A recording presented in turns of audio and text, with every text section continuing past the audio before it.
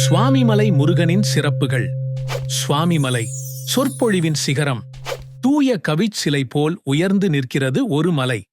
சித்தர்களும் சிந்தனையாளர்களும் தேடி வந்த புனிதத் தலம். அதுவே சுவாமிமலை. முருகப்பெருமானின் அறுபடை வீடுகளில் 4ஆம் படை வீடாக திகழ்கின்றது.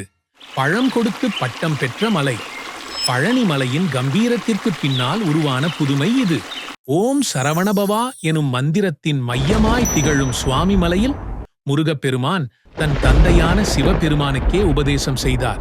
ஆம், பிரபஞ்சத்தின் ரகசியமான ஓம் என்னும் பிரணவ மந்திரத்தின் பொருளை சிவபெருமானுக்கு உபதேசித்து அவருக்கு ஈஸ்வர ஞானம் அளித்த புண்ணிய தரிசனம் நிகழ்ந்த இடம் இது.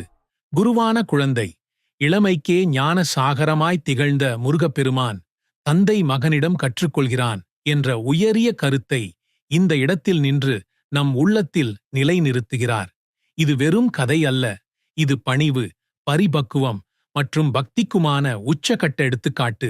கம்பீர கோவில். சுவாமிமலை திருக்கோவில் தெய்வீக கட்டிடக்கலைக்கு ஓர் உன்னதமான எடுத்துக்காட்டு.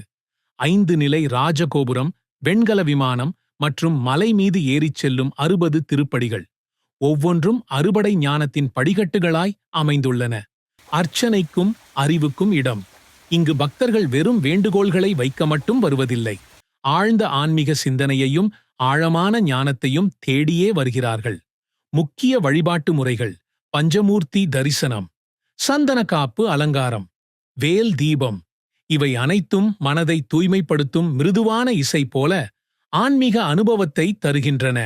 அந்த இடம்தான் இன்றைய சுவாமிமலை. சுவாமிமலை செல்வம் எனில் சரவண பவா என்றொரு சொல் போதும். அறிவை ஆளும் குருவாய் வரும் அந்த முருகனை போற்றுவோம் வா.